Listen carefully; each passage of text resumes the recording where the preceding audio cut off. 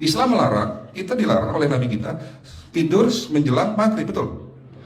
Bukan karena nanti ketindihan setan, bukan ya. Secara medis diketahui bahwa orang yang kebiasaan tidur antara asar sampai maghrib itu akan menurunnya daya tahan tubuh. Jadi gampang sakit infeksi Pak kalau Bapak tidur menjelang maghrib.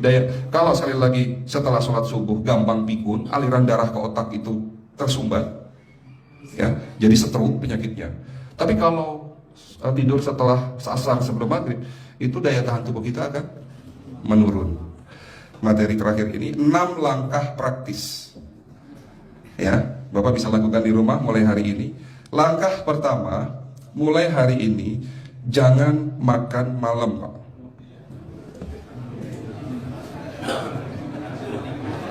Ya, ala bisa karena biasa.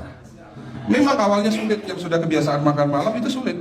Alasannya nanti nggak bisa tidur dok, betul ya? Nanti perutnya kembung, mual dan sebagainya. Itu karena kebiasaan. Dulu pun saya begitu. Tapi kalau sekali-sekali boleh Pak.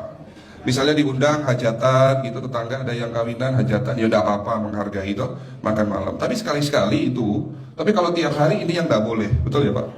Jangan makan berlebihan dan jangan makan malam. Makan sate boleh nggak Pak? Boleh, sama bilang nggak boleh. Sate itu, Bapak tahu daging kambing. Daging kambing, daging domba adalah makanan sehat tidak berkolesterol. Yang kolesterol itu lemaknya Pak. Tapi kalau Bapak makan daging murni, dagingnya tok, ya sehat Pak. Yang nggak boleh itu santannya. Jadi makan gulai itu jangan, kalau gulai sate aja udah. Ya, ataupun dibuat apalah, dibuat empal. Ya. Oke, itu yang pertama. Yang kedua, tolong catat. Jangan tidur larut malam, Pak. Batasan tidur jam berapa, Pak? Jam 11 paling telat. Jadi jam 10 harus sudah tidur. Kenapa? Apa penjelasan medisnya? Orang yang tidur di atas jam 11 akan terganggu fungsi livernya, Pak. Dimana liver kita ini fungsinya banyak. Ya, ada 500 fungsi liver loh, Pak. Fungsi jantung ada berapa, Pak? Fungsi jantung 1. Fungsi jantung tugasnya untuk mompa darah. Fungsi ginjal ada berapa? 2. Absorpsi dan filtrasi. Fungsi liver 500 fungsi. Jadi organ yang paling berat dalam tubuh kita kerjanya adalah liver. Liver akan rusak manakala kalau kita tidur di atas jam 11 malam. Berarti 500 fungsi liver bisa rusak, Pak. Ini salah satu penyebab diabetes. Bukan hanya kerusakan pankreas, tapi rusaknya liver bisa jadi penyakit diabetes, Pak.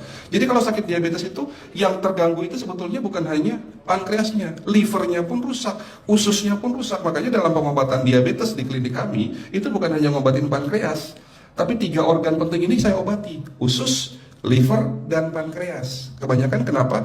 Kalau dalam pengobatan tradisional, mereka tahunya diabetes itu hanya pankreas, ya kan? Tapi di sini dalam pengobatan holistik, orang yang kena liver itu 3 organ ini pasti rusak: usus, liver, dan pankreas. Salah satu penyebab dari kerusakan liver akibat kebiasaan tidur larut malam. Jadi salah satu penyebab diabetes pun bisa karena tidur larut malam. Ya, batasan tidur jam berapa? Sekali lagi, jam 11 harus sudah tidur pulas. Jadi jam 10, setengah 11 paling lambat kita harus tidur pulas. Nanti setelah jam 1 boleh bangun. Yang penting jam 11 sampai jam 1 ini harus tidur pulas. Jadi kalau Bapak mau sholat tahajud jam 2, setengah 3 ya monggo. Ya. Oke, itu yang kedua. Yang ketiga, air putih Pak dijaga 2 liter sehari. Bagaimana cara minumnya yang baik? Rasulullah sudah ngajarin kita ada 6 sunnah. Harus duduk, pakai tangan kanan, seteguk demi seteguk, membaca basmalah di saat minum, diakhiri dengan alhamdulillah, kan begitu.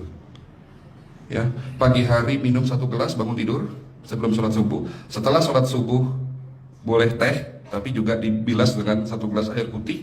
Sebelum mandi nanti Pak, minum air hangat. Kalau Bapak mandinya pakai air dingin boleh, tapi sebelum mandi minum air hangat, biar tubuh kita ini jangan terlalu dingin di saat kita kena air dingin.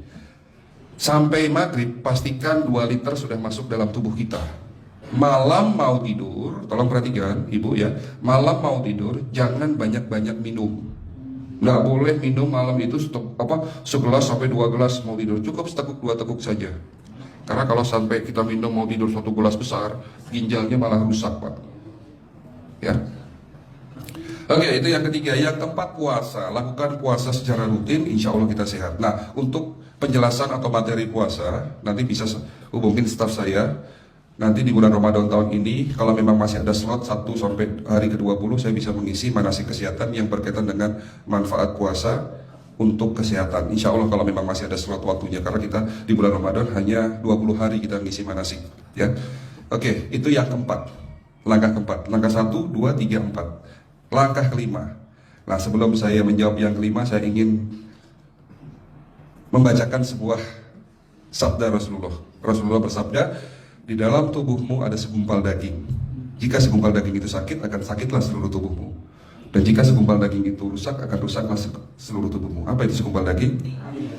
Segumpal daging itu adalah hati. Tapi ternyata yang dimaksud Rasulullah itu bukan liver, Pak. Yang dimaksud Rasulullah adalah hati kita, roh kita, jiwa kita, perasaan kita. Kalau hati kita rusak, kita banyak penyakit hati, iri, dengki, sombong, takabur, dan sebagainya. Penyakit fisik akan muncul dalam tubuh kita. Ya, tidak ada orang stres itu sehat, betul tidak, Pak? Nggak ada orang yang suka marah-marah itu sehat, betul tidak? Bahkan Rasulullah menganjur senyum adalah ibadah. Senangkan orang lain, permudah urusan orang lain, insya Allah kita sehat. Ya, jadi itu langkah ke-5. Langkah 1 sampai langkah ke-5 sifatnya individual. Bapak bisa lakukan sendiri di rumah. Tapi langkah ke-6 ini butuh bantuan pihak dokter atau rumah sakit. Kira-kira langkah ke-6 apa, Pak? Lakukan pemeriksaan sebelum sakit. Jadi periksa itu jangan nunggu sakit baru periksa. Jangan seperti kayak Bu Ustazah tadi, diajak periksa, jawabannya takut ketahuan penyakitnya. Setelah stroke baru datang ke klinik untuk minta diperiksa. Kalau sudah stroke susah nggak nyembuhinnya, Pak?